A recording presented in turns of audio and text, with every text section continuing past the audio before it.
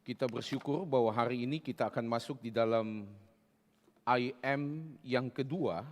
Aku adalah aku, I am who I am. Mari jemaat yang dikasihi Tuhan, Yesus sebagai terang dunia, kita akan membuka firman Tuhan dari Injil Yohanes. Kita membaca Injil Yohanes pasal yang ke-8,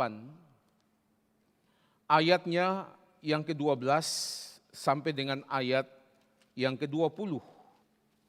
Injil Yohanes pasal yang ke-8, ayatnya yang ke-12 sampai dengan ayatnya yang ke-20. Mari kita membaca dengan saling bertanggapan. Saya akan memulai ayat yang ke-12, jemaat Tuhan ayat 13 sampai dengan ayat yang ke-20. Yohanes pasal yang ke-8, ayat 12 sampai dengan ayat yang ke-20. Demikian firman Tuhan. Maka Yesus berkata pula kepada orang banyak, katanya, "Akulah terang dunia. Barang siapa mengikut aku, ia tidak akan berjalan dalam kegelapan, melainkan ia akan mempunyai terang hidup."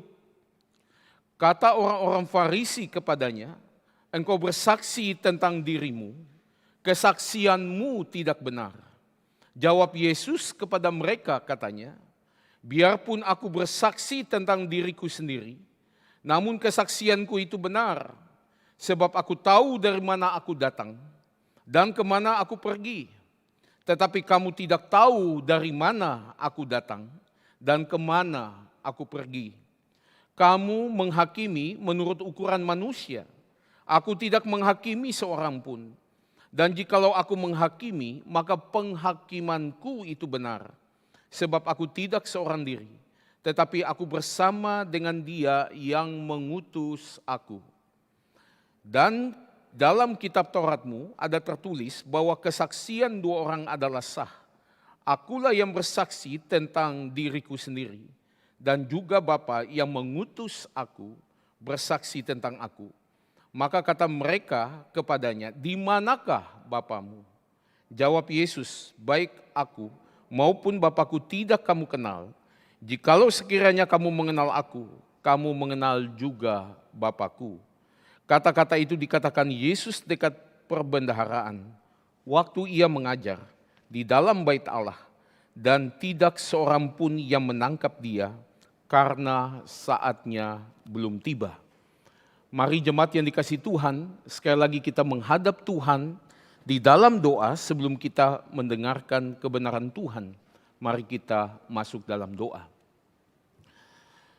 Kami datang di hadapan hadirat Tuhan, Allah yang begitu mengasihi kami di dalam Tuhan kami Yesus Kristus. Pada pagi ini kami minta kehadiran Tuhan di tengah-tengah kami. Kerinduan kami untuk dipuaskan oleh kebenaran Tuhan. Engkau telah berfirman bahwa manusia hidup bukan dari roti saja, tapi dari kebenaran firman yang keluar daripada mulut Tuhan. Kami menyerahkan hamba-Mu yang hina ini ke dalam tangan pengasihan Tuhan. Tuhan, Engkau layakkan dia, urapi dia dengan kuasa-Mu. Dan Tuhan, tolong dia dengan segala kelemahan dan keterbatasannya. Pakailah dia untuk menyampaikan isi hati Tuhan, sabda Tuhan yang kekal bagi umat pilihan-Mu. Hamba-Mu menyerahkan ya Tuhan, baik jemaat Tuhan yang ada di gereja-Mu di sini, maupun yang menonton di live streaming. Kami mohon Allah Roh Kudus, Engkau sucikan hati dan pikiran kami. Kiranya firman yang kami dengar ini akan tersimpan di dalam jiwa kami, akan menjadi pelita bagi kaki kami dan terang bagi jalan kami. Berfirmanlah ya Tuhan, ketika kami menggumuli akan kebenaran Tuhan. Ketika Tuhan Yesus berkata, "Akulah terang dunia." Kami serahkan waktu ke depan ini ke dalam tangan pengasihan. Di dalam nama Tuhan kami Yesus Kristus, kami mohonkan doa ini kepada Bapa yang di surga. Amin. Bapak Ibu, jemaat yang dikasihi oleh Tuhan, di dalam bacaan kita Tuhan Yesus berkata, "Akulah terang dunia. I am the light of the world. Jemaat yang dikasihi Tuhan, di sini Tuhan Yesus mendeklarasikan diri Dia, bahwa Dia itu adalah Allah. Minggu lalu kita sudah bahas, jemaat Tuhan, bahwa kata I am di sini atau ego eimi, ini adalah aku, I am who I am. Itu menyatakan bahwa yang berkata demikian itu Dia adalah Allah. Allah yang kekal, Allah yang eternal, Allah yang unchangeable, Allah yang tidak berubah, Allah yang self-existent, Allah yang ada pada diri Dia, Allah yang self-sufficient, Allah yang cukup pada diri Dia. Jemaat yang dikasihi Tuhan, bukan hanya itu. Tetapi ketika Tuhan Yesus mengatakan, akulah terang dunia, I am the light of the world. Di situ Bapak Ibu Saudara, hanya Allah yang mengidentikan diri Dia dengan terang. Dalam 1 Yohanes 1 ayat 5b, di situ katakan Allah adalah terang. Sekali lagi, Allah adalah terang, dan di dalam Dia sama sekali tidak ada kegelapan. Bapak Ibu jemaat yang dikasihi Tuhan, John MacArthur mengatakan bukan hanya itu. Ketika Tuhan Yesus pakai artikel the light of the world, itu artinya Dia satu-satunya. Selain Dia itu tidak ada yang lain. Dia satu-satunya adalah terang dunia di sini.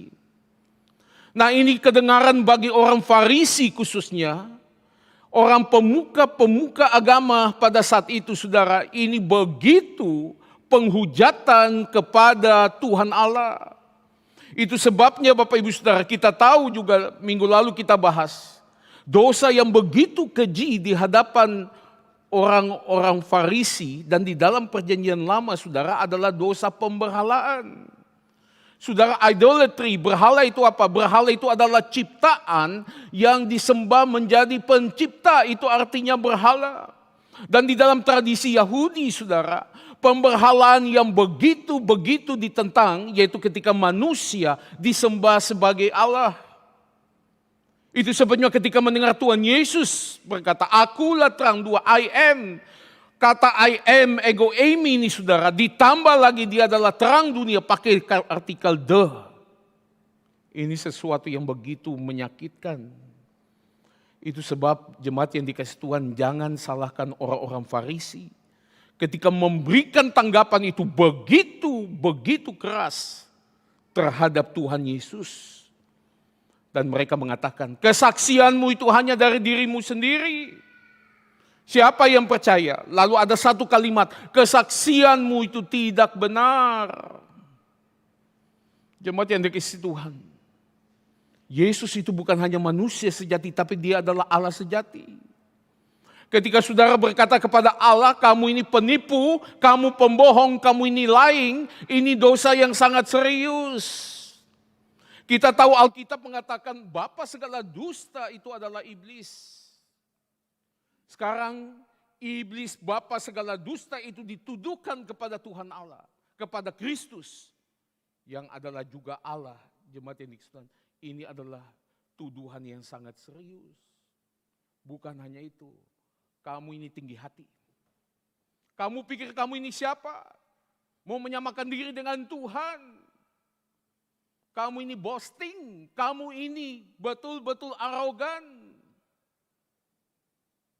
Jemaat yang dikasihi Tuhan, tapi kembali, orang-orang Farisi ini, ketika mengatakan hal yang begitu keras kepada Tuhan Yesus, bukan tanpa alasan, saudara. Di dalam Ulangan 19 ayat yang ke-15, dikatakan satu orang saksi saja tidak dapat menggugat seseorang mengenai perkara kesalahan apapun atau dosa apapun yang mungkin dilakukannya. Baru atas keterangan 2 atau 3 orang saksi, perkara itu tidak lagi disangsikan. Orang-orang Farisi mau katakan kepada Yesus, kalau memang engkau adalah Allah, kenapa engkau melanggar hukummu sendiri? Maaf, kenapa engkau menelan ludahmu sendiri? Engkau tidak konsisten. Saudara, ini serangan yang begitu tajam. kepada Tuhan Yesus. Nah, ketika meresponi orang-orang Farisi ini, jemaat yang dikasihi Tuhan, Tuhan Yesus berkata di dalam bacaan kita, biarpun aku bersaksi daripada diriku sendiri, namun kesaksianku itu benar. Jemaat yang dikasihi Tuhan, kita belajar di sini Bapak Ibu, ketika ada satu orang ahli, dia itu begitu otoritas di dalam bidang dia, sudah terbukti keahlian dia, dia mempunyai publikasi-publikasi ilmiah yang begitu luar biasa. Itu artinya saudara dan saya tidak butuh lagi orang lain, hanya satu orang ini bisa jadi saksi. Bukankah di dalam pengadilan jemaat yang dikasihi Tuhan, ada yang namanya saksi ahli. Itu orang begitu pakar di dalam bidang dia. Sudah terbukti saudara. Di dunia internasional dia berikan publikasi ilmiah yang begitu luar biasa. Saudara dan saya tidak butuh lagi saksi yang lain untuk mengcounter dia. Dan dia punya kesaksian itu sah. Di sini saya mengutip daripada William Barclay, saudara. Dia mengatakan seorang dokter, seorang ahli bedah, yang dengan nama besar, saudara, begitu yakin, begitu confident di dalam putusan dia, saudara. Dia tidak butuh orang yang lain untuk setuju kepada keputusan dia itu. Saudara, kesaksian dia itu adalah keahliannya dia. Atau seorang pengacara, seorang hakim, saudara.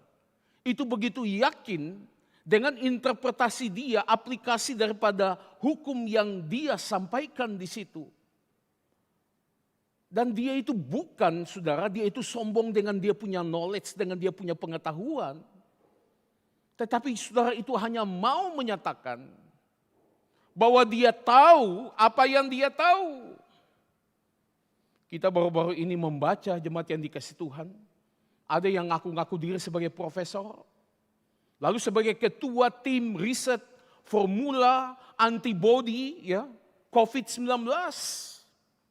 Lalu ditanya tidak terbukti saudara. Dia ini adalah bukan seorang profesor. Dia juga bukan ketua tim daripada satuan tugas COVID, saudara. Lalu orang ini ketika bilang virus itu mati, virus COVID mati di dalam suhu 350 derajat Celcius. Padahal di dalam suhu 56 derajat Celcius, saudara.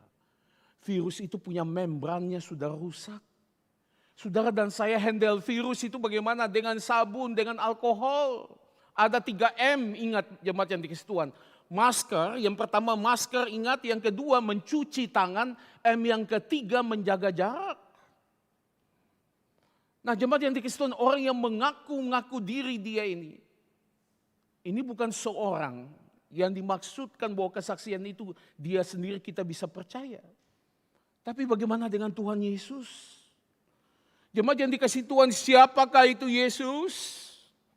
Injil Yohanes mulai di dalam pasal 1 ayat yang pertama. Pada mulanya adalah firman. Firman itu bersama-sama dengan Allah. Dan firman itu kemudian adalah Allah.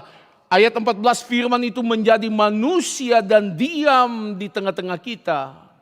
Dan kita melihat kemuliaannya sebagai anak tunggal Bapa, penuh kasih karunia dan kebenaran. Jemaat yang dikasihi Tuhan, Yesus adalah Allah yang berinkarnasi. Lalu jemaat yang dikasihi di dalam Yohanes pasal 1, kita melihat di dalam ayat yang ke-9. Ketika firman itu masuk ke dalam dunia, Yohanes mengatakan terang yang sesungguhnya, the true light, yang menerangi setiap orang itu sedang datang ke dalam dunia. Yesus ketika mengatakan akulah terang dunia, ini bukan kalimat kosong. Bukan satu gombal, saudara. Dia bukan meninggikan hati dia, apalagi dia menipu, dia berbohong. Jemaat yang dikasihi Tuhan, kita juga melihat ketika di dalam penciptaan. Ketika di dalam penciptaan itu, saudara, kita melihat firman Tuhan. Saudara, Kejadian 1 ayat 1 sampai ayat 3. Ayat yang pertama, pada mulanya Allah menciptakan langit dan bumi. Ada mengatakan itu adalah Allah Bapa, sekalipun ini masih bisa didebate. Saudara, yang kedua, saudara, roh Allah itu melayang-layang, itu adalah Roh Kudus. Tapi yang ketiga, berfirmanlah Allah, jadilah terang, maka terang pun itu jadi, saudara. Saudara, di sini Allah dengan firman itu masih menyatu. Tetapi Alkitab tidak berhenti di situ, saudara. Yesaya 55 ayat yang ke-11. Allah dengan firman itu terpisah, saudara. Demikianlah firmanku yang keluar dari mulutku.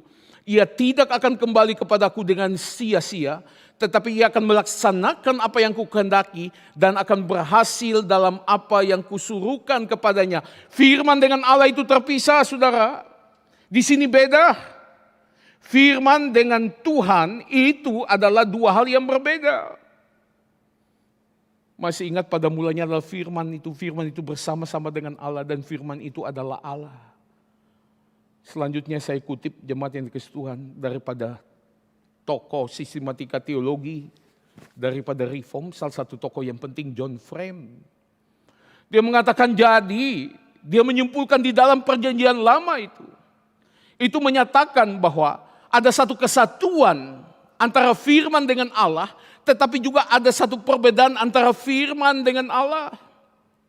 Tetapi perjanjian baru menyatakan kepada saudara dan saya begitu jelas, yang menyamakan firman Allah itu dengan Kristus.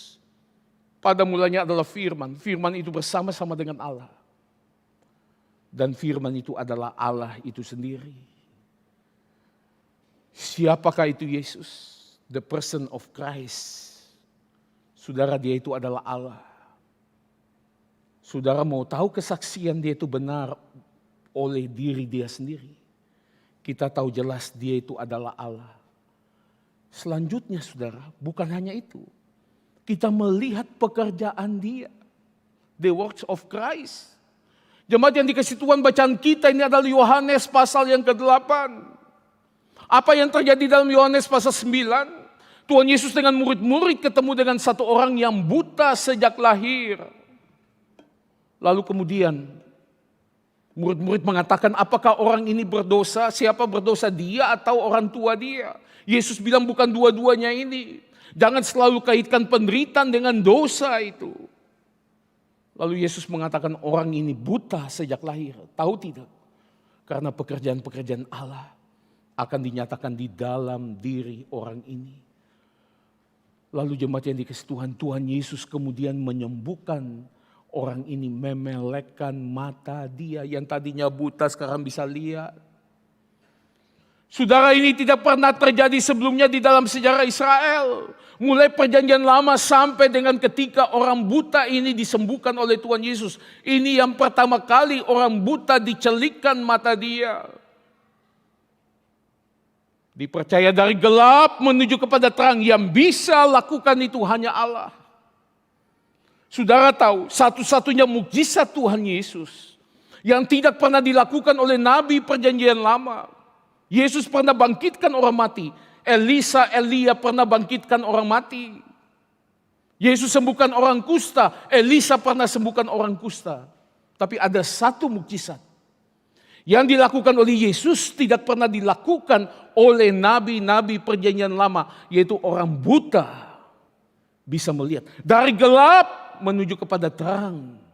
Dari dulu sampai sekarang tidak pernah terdengar bahwa ada orang yang memelekkan mata orang yang lahir buta. Saudara, Tuhan Yesus mengatakan, akulah terang dunia. Ini bukan omong kosong. Ini bukan gombal, saudara. Dia tahu siapa diri dia dan apa karya dia. Saudara tahu ketika Saulus bertobat di depan pintu Damesyik, dia melihat terang yang begitu bercahaya. Lalu suara yang mengatakan, Saulus, Saulus, mengapakah engkau menganiaya aku? Saudara, lalu Saulus itu dia berkata, siapakah engkau Tuhan? Saudara, dia tahu itu adalah Tuhan, cahaya itu adalah Tuhan. Tapi kenapa dibilang bahwa dia itu menganiaya Tuhan? Dia nggak kenal Tuhan ini. Selama ini dia pikir dia memuliakan Tuhan. Dengan menganiaya orang Kristen, dia sedang melebarkan kerajaan Allah. Tapi pertanyaannya jemaat yang dikasih Tuhan, kenapa dia tahu bahwa itu adalah Tuhan? Saya kutip kesaksian daripada Saulus ini. Dalam Kisah Para Rasul pasal 26 ayat 13, tiba-tiba ya Raja Agripa, pada tengah hari bolong, aku melihat di tengah jalan itu cahaya yang lebih terang daripada cahaya matahari. Turun dari langit itu meliputi aku dan teman-teman seperjalananku. Saudara, kita melihat cahaya yang lebih terang daripada cahaya matahari. Kita tahu Tuhan menciptakan matahari hari yang keempat. Saya ulangi, Tuhan menciptakan matahari hari yang keempat. Tapi hari yang pertama itu, berfirmanlah Allah, jadilah terang, maka terang pun itu jadi. Saudara, terang Tuhan lebih terang daripada cahaya matahari. Itu yang melihat Paulus, dia pada sampai mengakibatkan dia buta. Dan dia tahu persis yang menghampiri dia itu, yang namanya Yesus ini adalah Tuhan, bukan manusia. Tuhan Yesus berkata, aku bersaksi daripada diriku sendiri. Dan kesaksianku ini benar. Aku punya otoritas, aku punya karya, bukti bahwa aku ini adalah terang dunia. Jemaat yang dikasih Tuhan, kita melihat Tuhan Yesus. Ketika dia bersaksi, kesaksian dia itu selalu adalah kesaksian daripada Allah Bapa, saudara. Itu sebabnya dalam ayat yang ke-18, saudara, dia mengatakan, aku bersaksi tentang diriku, tetapi Bapa yang mengutus aku juga bersaksi tentang aku. Pada mulanya adalah firman, firman itu bersama-sama dengan Allah, firman itu adalah Allah. Yesus mau mengatakan, tahu tidak saya ini jadi terang sejak purbakala. Kalian tidak ada satu yang bisa jadi saksi di sini. Yang bisa jadi saksi itu adalah Allah Bapa dan Allah Roh Kudus. Jemaat yang dikasihi Tuhan, kesaksian Yesus itu bukan kesaksian dia sendiri. Saudara, ada 3 orang, tahu tidak? Selain Yesus, ada Allah Bapa, ada Allah Roh Kudus. Banyak yang mengatakan orang-orang Farisi betul ketika mengcounter Tuhan Yesus, mengutip Yohanes 5 ayat 31. Kalau aku bersaksi tentang diriku sendiri, maka kesaksianku itu tidak benar. Saudara, Tuhan Yesus bukan hanya sendiri. Ada Allah Bapa, ada Allah Roh Kudus. Sehingga jemaat yang dikasih Tuhan, firman Tuhan yang disampaikan oleh Tuhan, dia tidak bertentangan dengan firman-Nya itu sendiri. Saya ulangin kalimat ini. Firman yang dia sampaikan tidak boleh kesaksian hanya 1 orang, 2 atau 3 orang. Saudara, Tuhan konsisten. Maaf, Tuhan tidak menelan ludah dia sendiri. Apa yang dia sudah sampaikan, itu adalah dari dia, natur dia, dan dia tidak mungkin bertentangan dengan natur dia itu sendiri. Jemaat yang dikasihi Tuhan. Tapi ada hal yang sangat menarik di dalam bacaan kita. Ayat 20 ini kunci. Saudara, di dalam ayat 20 dikatakan, Tuhan Yesus ketika mengatakan, akulah terang dunia, barang siapa yang mengikut aku, tidak lagi berada di dalam kegelapan, melainkan memiliki terang hidup. Saudara, kalimat ini dikatakan dalam ayat yang ke-20, Tuhan Yesus sampaikan di dalam perbendaharaan, tempat perbendaharaan. Itu di mana? Itu di bait Allah. Bait Allah yang mana? Itu di dalam halaman wanita, the court of women. Apa artinya? Saudara, ketika masuk bait Allah, yang pertama itu the court of Gentiles. Saudara, orang non-Yahudi bisa masuk sampai halaman itu. Setelah itu nggak boleh lagi. Ketika orang-orang berjualan, Bapak Ibu jemaat yang dikasih Tuhan, itu adalah berjualan di the court of Gentiles itu. Halaman daripada non-Yahudi itu masih bisa di situ. Setelah itu masuk namanya the court of women. Itu adalah halaman yang wanita masih bisa ada di situ. Setelah itu nggak boleh lagi. Wanita sampai di situ saja. Dan di dalam halaman itu saudara, Tuhan Yesus sampaikan ini. Di dalam konteks apa? Jemaat yang dikasih Tuhan, pada saat itu ada yang namanya Hari Raya Pondok Daun. The Feast of Tabernacle. Ada yang bilang the Festival of Shelter, saudara. Nah Bapak Ibu, apa itu artinya saudara Pondok Daun ini? Hari Raya Pondok Daun. Itu dirayakan selama 7 hari 7 malam. Dan saudara itu sekitar bulan September, Oktober di sini. Nah saudara itu memperingati ya, melihat penyertaan Tuhan, rasa thanksgiving, ucapan syukur bahwa Tuhan telah memimpin umat Israel 1700 tahun yang lalu daripada waktu Yesus zaman itu. Di mana 2 juta orang dipimpin keluar daripada Mesir menuju kepada tanah Kanaan. Israel pada saat itu jemaat yang dikasih Tuhan itu tinggal di pondok-pondok.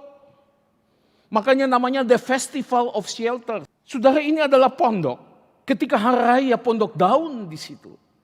Ketika pada saat itu orang-orang Yahudi saudara, sampai dengan hari ini pada hari raya itu mereka bikin pondok, tentunya ini pondok modern ya saudara. Mestinya pondok-pondok yang sederhana ya, dengan itu daun-daun yang sudah jatuh dan sebagainya. Lalu mereka tinggal di situ saudara. Mereka tidur di dalam pondok-pondok itu. Begitu banyak pondok-pondok untuk 2 juta orang.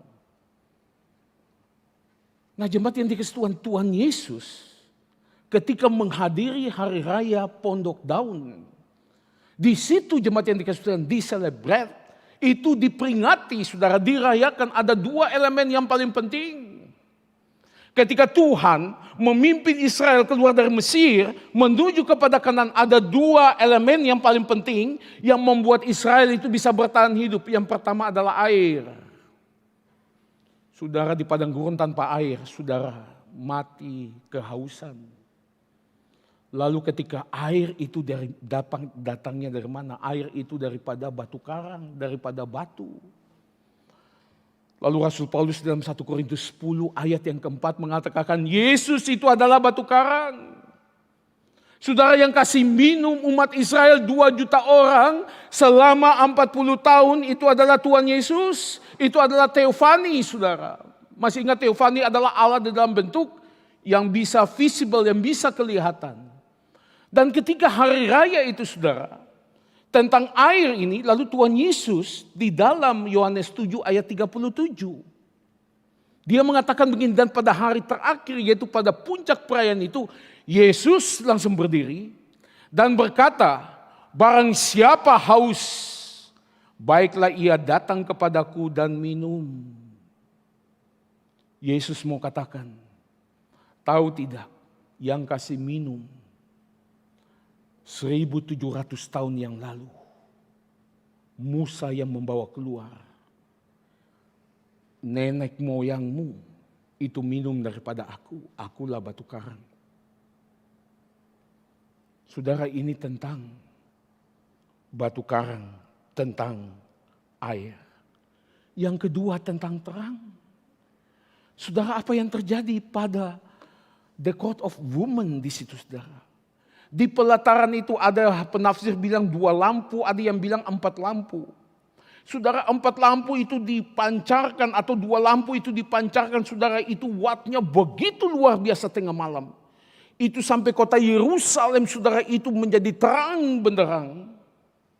Lalu ada laki-laki yang dengan obor, lalu sambil menari, sambil memuji Tuhan, saudara.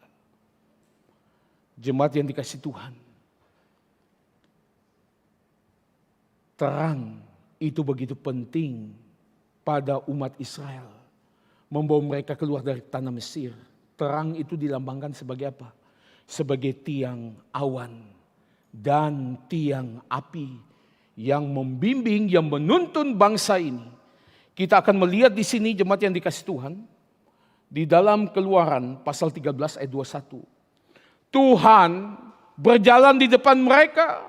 Pada siang hari Tuhan itu di dalam tiang awan. Ini adalah teofani.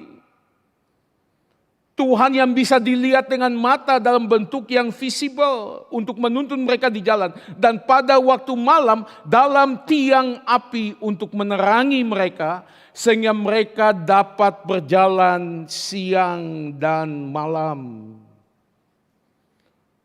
Jemaat yang dikasihi Tuhan. Siapa itu Tuhan? Kata Tuhan, T-U-H-N ini gede semua, ini Allah Yehova. Ini adalah teofani. Saudara, ini adalah Tuhan di dalam bentuk yang visible. John Calvin mengatakan, ketika saudara dan saya ketemu teofani, itu bukan itu siapa? Allah Bapa, Allah Anak atau Roh Kudus. John Calvin mengatakan itu adalah Kristus. Dan itu dikatakan, disebut sebagai Kristofani. Kristofani. Kristus yang muncul di situ, saudara. Jemaat yang dikasihi Tuhan. Tuhan yang muncul ketika sebagai terang di situ. Ketika ini selesai perayaan ini. Lalu Yesus sudah berdiri, katakan dia itulah air yang akan menghidupkan. Lalu dia berdiri juga sekarang. Yang kedua kali dia mengatakan aku adalah terang dunia. Bukan lagi terang Israel, saudara. In this context, di dalam konteks itu, Tuhan Yesus mendeklarasikan bahwa dia adalah terang dunia. Dan jemaat yang dikasihi Tuhan, Yesaya 49 ayat yang ke-6. Ini nubuatan tentang Yesus. Terlalu sedikit bagimu hanya untuk menjadi hambaku, untuk menegakkan suku-suku Yakub dan untuk mengembalikan orang-orang Israel yang masih terpelihara. Tetapi aku akan membuat engkau menjadi terang bagi bangsa-bangsa. Supaya keselamatan yang daripadaku sampai ke ujung bumi. Jemaat yang dikasihi Tuhan. Tuhan Yesus mengatakan, dulu saya hanya menjadi terang. Hanya untuk segelintir orang, 2 juta orang. Yang keluar dari Mesir. Menuju tanah Kanaan. Tapi sekarang aku terang dunia, bukan lagi terang daripada bangsa Israel di sini. Itu sebabnya Yesus katakan kepada mereka, orang-orang Farisi yang menuduh dia ini bohong dan segala macam. Tuhan Yesus berkata, kamu tidak tahu dari mana aku datang. Kamu tidak mengenal Bapakku.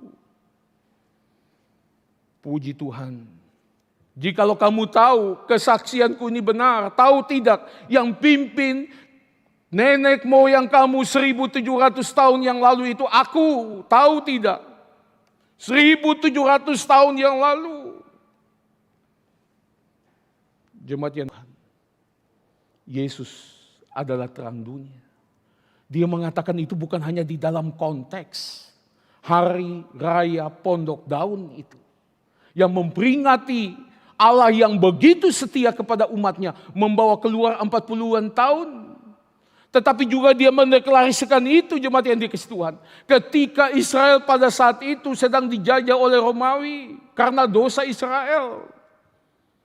Dan mulai kita Malaiki sampai dengan perjanjian baru 400-an tahun. Israel itu hidup di dalam kegelapan. Tidak ada firman yang disampaikan kepada mereka oleh seorang nabi pun. Tidak ada nabi yang dibangkitkan Tuhan.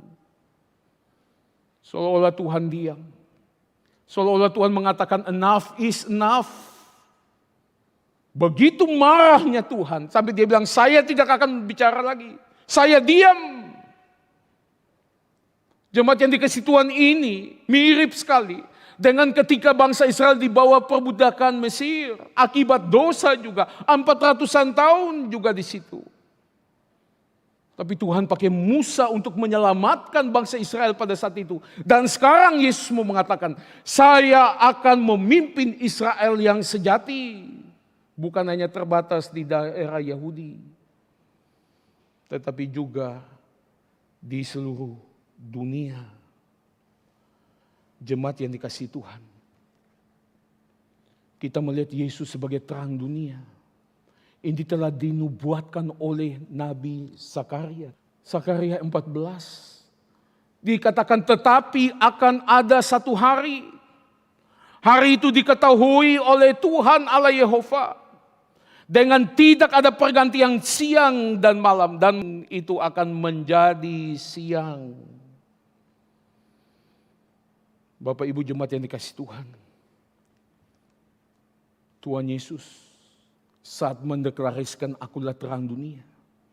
Nubuatan itu tergenapi di dalam diri dia. Lalu kita bertanya, apa artinya Yesus adalah terang dunia?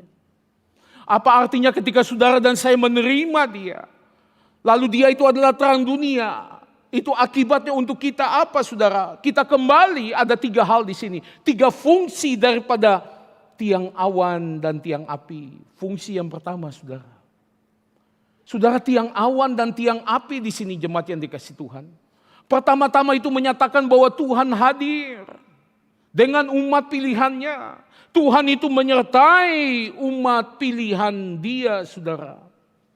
Ketika saudara dan saya ada di padang gurun, itu seolah kita ada di dalam dunia ini. Kita begitu alone, saudara. Kita melihat nilai-nilai di sekitar kita begitu bertentangan dengan hidupmu dan hidupku. Begitu tidak konsisten dengan Alkitab. Saudara dan saya seolah-olah merasa begitu kesendirian. Bagaikan orang di tengah-tengah padang belantara, saudara. Begitu frustrasi, sendirian di situ. Bagaikan kita itu di tengah-tengah laut, saudara. Kita begitu sendirian di tengah-tengah laut. Tetapi ketika tiang awan dan tiang api bersama dengan 2 juta orang Israel. Mereka melihat kehadiran Tuhan di tengah-tengah mereka, saudara. Mari kita melihat di dalam Keluaran pasal 14 ayat yang ke-9. Kemudian bergeraklah malaikat Allah. Sekali lagi, malaikat Allah masih ingat? Minggu lalu malaikat Allah itu adalah Teofani. Ini menggambarkan Kristus. Yang tadinya berjalan di depan tentara Israel, lalu berjalan di belakang mereka. Dan tiang awan itu bergerak dari depan mereka lalu berdiri di belakang mereka. Saudara bisa lihat Tuhan itu menyertai umat pilihan dia. Saudara, adanya tiang awan, tiang api. Itu menandakan hadirnya Tuhan. Itu menandakan penyertaan Tuhan akan umat pilihan dia. Jemaat yang dikasih Tuhan, itu sebabnya ketika kita melihat Tuhan Yesus lahir dalam dunia ini. Kepada Yusuf malaikat bilang apa? Seorang darah ini akan melahirkan anak laki-laki dan dia akan dinamakan apa? Immanuel, artinya Allah beserta dengan kita. Tuhan menyertai saudara dan saya. Ketika Saulus menganiaya orang Kristen, Tuhan Yesus bertanya, Saulus, Saulus, mengapa engkau menganiaya aku?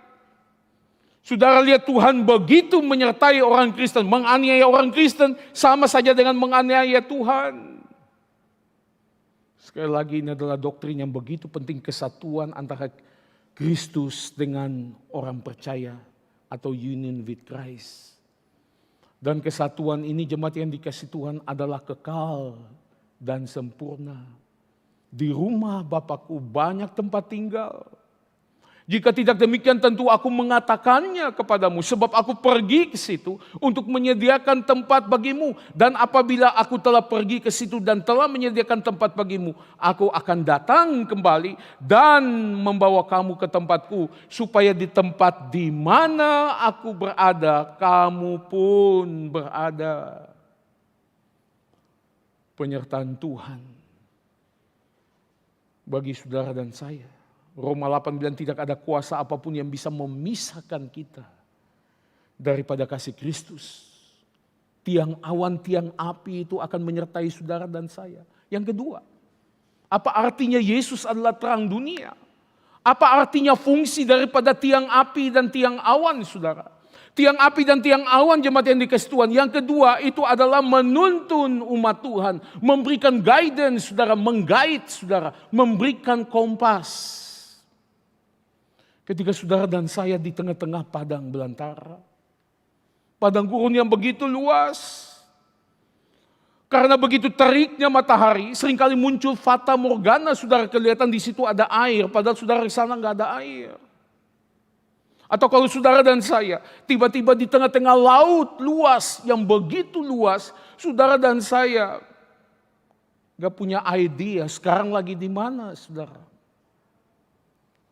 Tiang awan dan tiang api itu menuntun saudara dan saya. Tuhan berjalan di depan mereka pada siang hari dalam tiang awan untuk menuntun mereka di jalan. Dan pada waktu malam dalam tiang api, saudara, untuk menerangi mereka sehingga mereka dapat berjalan siang dan malam hari. Luar biasa, saudara. Di tengah-tengah gurun bisa jalan siang, bisa jalan malam. Ini 2 juta orang, saudara, dituntun oleh tiang api dan tiang awan. Bagaikan kita malam hari dengan mobil, saudara dan saya dituntun oleh apa? Oleh lampu mobil. Saudara, tanpa itu kita sudah nggak bisa bawa itu mobil, bisa masuk jurang dan sebagainya. Jemaat yang dikasih Tuhan, Yesus itu adalah firman Allah yang hidup. Tadi di dalam doa, saudara, saya mengutip ini. Firman-Mu itu pelita bagi kakiku dan terang bagi jalanku. Yesus sebagai terang dunia, saudara, akan menuntun engkau dan saya. Yang ketiga, saudara, terang, tiang api, tiang awan, itu artinya menyertai umat Tuhan. Yang kedua, menuntun, memberikan guidance, guide saudara dan saya, memberikan kompas. Yang ketiga, saudara, adanya tiang api dan tiang awan itu memproteksi saudara dan saya. Saudara tahu, ketika saat itu bangsa Israel dikejar-kejar oleh Firaun, dan di sini dikatakan untuk memproteksi saudara dan saya. Dan pada waktu jaga pagi, Tuhan yang di dalam tiang api dan tiang awan itu memandang kepada tentara orang Mesir, lalu dikacaukan tentara orang Mesir itu, saudara. Saudara, ini untuk berperang lawan musuh daripada Israel. Manusia di situ, saudara, bukan hanya itu. Saudara tahu ketika di padang belantara, menurut James Boyce, saudara, itu terik matahari itu, saudara tahu berapa derajat? 60 sampai dengan bisa capai 66 derajat Celcius. Saudara, kalau 60 sampai 66 derajat Celcius, manusia itu bisa mati, dehidrasi, saudara. Lalu apa yang terjadi, saudara? Tiang awan itu menutup sinar matahari, saudara, daripada bangsa 2 juta orang ini. Ada kira-kira 600.000 laki-laki, sisanya itu wanita dan anak-anak. Saudara bayangin. Di padang belantara, saudara mesti pakai semua tutup, takut itu debu dan segala macam. Tapi saudara, paradoksnya di situ juga adalah begitu panas. Kalau tidak ada tiang awan, terbakarlah bangsa ini di tengah-tengah padang gurun 40 tahun, saudara. Bayi-bayi, anak-anak kecil, balita, hangus terbakar, mati di tempat. Lalu malamnya, saudara tahu suhu malamnya berapa? Di bawah 0 derajat. Saya ulangi, di bawah 0 derajat Celcius. Itu padang belantara 1700 tahun yang lalu, saudara. Jemaat yang dikasih Tuhan, kalau tidak ada tiang api, mati satu persatu. 2 juta orang yang sebagian besar wanita dan anak-anak mati di situ. Saudara, tiang awan dan tiang api itu melindungi umat Tuhan. Saya kutip James Boyce, saudara. Dia mengatakan tanpa tiang awan dan tiang api ini, bangsa Israel akan sudah musnah, saudara. Ketika sebelum mereka itu masuk ke tanah Kanaan. mereka bisa survive di situ adalah hanya karena anugerah Tuhan, tiang api dan tiang awan. Saudara, mereka bisa dihancurkan bukan hanya oleh musuh-musuh mereka seperti Firaun dan tentara dia, tetapi juga saudara, mereka itu dihancurkan oleh alam yang tidak bersahabat.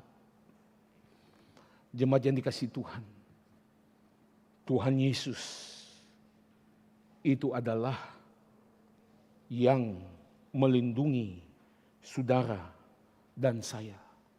Kita akan melihat Yohanes pasal yang ke-10. Yesus mengatakan, aku memberikan hidup yang kekal kepada mereka dan mereka pasti tidak akan binasa sampai selama-lamanya. Dan seorang pun tidak akan merebut mereka dari tanganku. Paulus dalam Roma 8 mengatakan, apakah itu kelaparan? Apakah itu alam ini saudara? Apakah itu penganiayaan? Moral evil atau natural evil saudara, bencana termasuk COVID saudara, tidak bisa melepaskan umat Tuhan daripada kasih Tuhan. Amin saudara. Jemaat yang dikasihi Tuhan, Tuhan melindungi. Dia sebagai terang dunia. Dia sebagai tiang api dan tiang awan. Message-nya sama. 1700 tahun yang lalu, sampai pada zaman Yesus, sampai pada hari ini. Dia adalah terang dunia. Dia bukan akan hanya menyertai saudara dan saya, hadir dalam hidupmu dan hidupku. Dia bukan hanya menuntun kita, tetapi dia juga memproteksi engkau dan saya. Kita bersyukur jemaat yang dikasihi Tuhan. Akulah terang dunia, kata Tuhan Yesus. Poin yang terakhir saudara. Ketika Tuhan Yesus mengatakan akulah terang dunia. Barang siapa yang mengikut aku. Artinya barang siapa yang trust dan obey. Barang siapa yang mempercayakan dirinya dan taat kepada aku. Ia tidak akan lagi berjalan dalam kegelapan. Saudara, artinya saudara dan saya itu sudah mendapatkan hidup kekal. Ketika dia bilang, saudara, hidup kekal yang diberikan kepada engkau dan saya itu adalah tidak mungkin lepas daripada hidup kita. Di dalam doktrin itu namanya the perseverance of the saints, saudara. Saudara, orang kudus itu bertekun, saudara, mereka begitu persisten. Sehingga saudara dan saya, cobaan apapun yang datang kepada engkau dan saya tidak bisa melepaskan engkau dan saya daripada kasih Kristus. Saudara, di dalam Yohanes pasal yang pertama dikatakan terang itu bercahaya di dalam kegelapan. Dan kegelapan itu tidak menguasainya saudara. Saya ulangi, terang itu menyala dalam kegelapan. Kegelapan itu tidak bisa menguasainya. Kita melihat kehidupan Ayub yang dalam tanda kutip babak belur, dihajar habis, dalam tanda kutip lagi habis oleh itu yang namanya setan di dalam pencobaan. Tapi saudara lihat, dalam satu hari semua anak-anaknya mati, harta bendanya ludes, dia sakit saudara, ini pun berkat Tuhan diambil daripada dia. Sampai istrinya mulai komplain, mengutuk dia. Sahabat-sahabatnya itu discourage dia.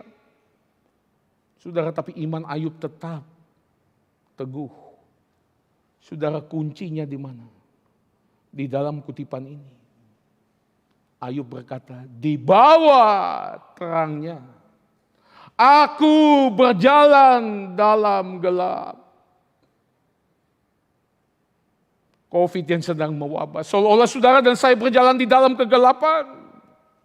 Di dalam bayang-bayang maut.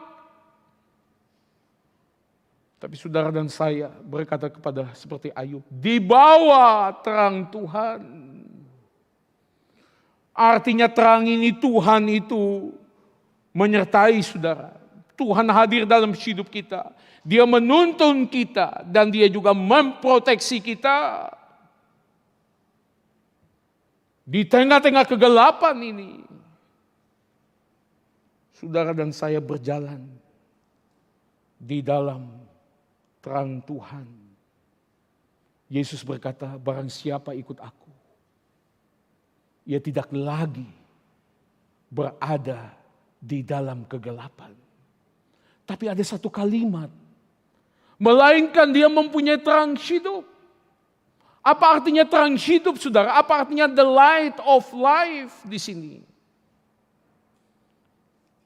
Jemaat yang dikasihi Tuhan, ketika saudara dan saya diselamatkan oleh Tuhan, ada sesuatu yang terjadi dalam hati kita. Kita dengar ini kata Rasul Paulus. Dalam 2 Korintus pasal 4. Sebab Allah yang telah berfirman, dari dalam gelap terbitlah terang, saudara. Saudara dari gelap menuju kepada terang. Lalu selanjutnya, ia juga yang membuat terangnya itu bercahaya di dalam hati kita. Artinya apa, jemaat yang dikasihi Tuhan? Artinya ketika saudara dan saya percaya Tuhan Yesus, Roh Kudus dimateraikan dalam hati kita. Mirip dengan air hidup, saudara, ketika di dalam Yohanes pasal yang keempat. Yesus mengatakan kepada perempuan Samaria, ketika engkau meminum air ini, engkau tidak akan haus sampai selama-lamanya. Dari dalammu akan mengalir aliran-aliran air hidup. Jemaat yang dikasihi Tuhan, Roh Kudus ada dalam hati kita, the light of life. Kata life di sini, ingat jemaat yang dikasihi Tuhan, dipakai kata zoe, saudara. Ini adalah spiritual life. Ini bukan bicara tentang biological life, saudara, hidup secara jasmani, tetapi the light of life.